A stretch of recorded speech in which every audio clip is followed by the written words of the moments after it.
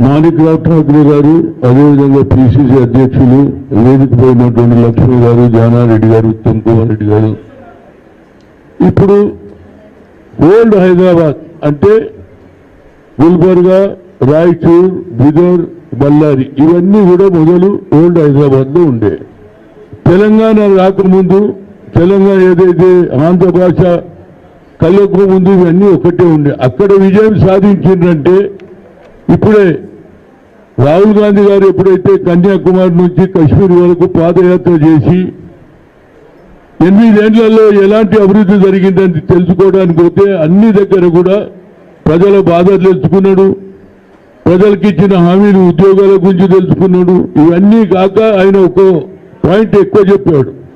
ప్రజలు ఈ జనాభాలో ఇవాళ పులుల లెక్కలు అవుతున్నాయి, అదేవిధంగా సింహము ఎన్ని ఉన్నాయని అడవుల లెక్క అవుతుంది. కానీ మాది 2018లో రాజ్నాథ్ సింగ్ ప్రామిస్ చేశాడు క్యాస్ట్ వైజ్ సెన్సస్ చేస్తాను. కానీ మల్లికార్జున్ గారు ఏదైతే ప్లీనరీలో సెషన్ చెప్పాడు, అదేవిధంగా రాహుల్ గాంధీ గారు జిత్నా హిస్సేదారి ఉద్యోగ బాధ్యదారి అన్నాడు. అదేవిధంగా నేను రిజర్వేషన్ కూడా పెంచుతాను అన్నాడు. అది కూడా చాలా ఉపయోగపడింది.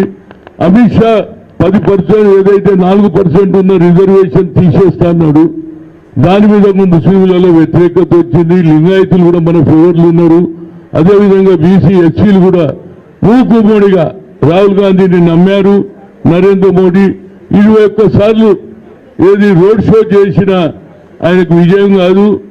ఏదైతే సర్వేలు కూడా ఇవాళ పికపికలు అయిపోయినాయి. ఇంత సర్వే వస్తుందని ఎవరు ఎక్స్పెక్ట్ చేయలేరు.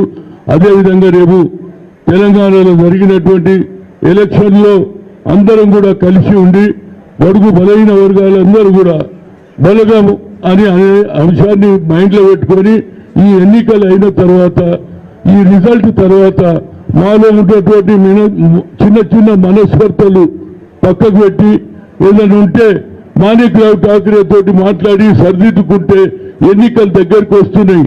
కార్యకర్తలు కిందవాడు ఈసారి గెలిపించడానికి పూనుకున్నాడు. మేము ఓట్లు వేస్తాం, మీరు నిలబడండి అంటున్నారు. అలాంటి సమయంలో ప్రియాంక గాంధీ గారు యూత్ డిక్లరేషన్ కూడా చాలా ఉపయోగపడుతుంది. అటు బడుగు బలైన వర్గాల గురించి, ఇటు యూత్ డిక్లరేషన్ గురించి గ్రామాల్లో తీసుకోవాలి. అన్నిటికంటే మొత్తం నుంచి ఎవరు అడిగినా అక్కడ యూనిటీ ఉన్నది, ఇక్కడ యూనిటీ లేదని ప్రెస్ వాళ్ళు అంటున్నారు. మీరు అది మర్చిపోండి. ఇవాళ నుంచి తప్పనిసరిగా ఆ రిజల్ట్ తోటన్నా మనం తెలుసుకోవాలి. ఇవాళ ఓటమి నరేంద్ర మోడీ అయింది, రాహుల్ గాంధీ గెలిపోయింది. రేపు వచ్చే తరంలో కూడా 2024లో ఈ దేశానికి ప్రధానమంత్రి రాహుల్ గాంధీ అయి తీర్తాడు. ప్రజల్లో మార్పు వచ్చింది. ప్రజలు కూడా ఆలోచన చేస్తున్నారు. ఇచ్చిన మాట నిలబెట్టుకునే కుటుంబం కాబట్టి ప్రజలు మమ్మల్ని నమ్ముతున్నారు, నరేంద్ర మోడీని నమ్ముతలేరని మీ ద్వారా చెప్తున్నాం. వచ్చే ఎన్నికల్లో తప్పనిసరిగా ఇక్కడ విజయం యావత్ భారతదేశంలో ఒక చర్చ జరుగుతున్నది. Who is the best person, either Rahul Gandhi or Rajiv Gandhi.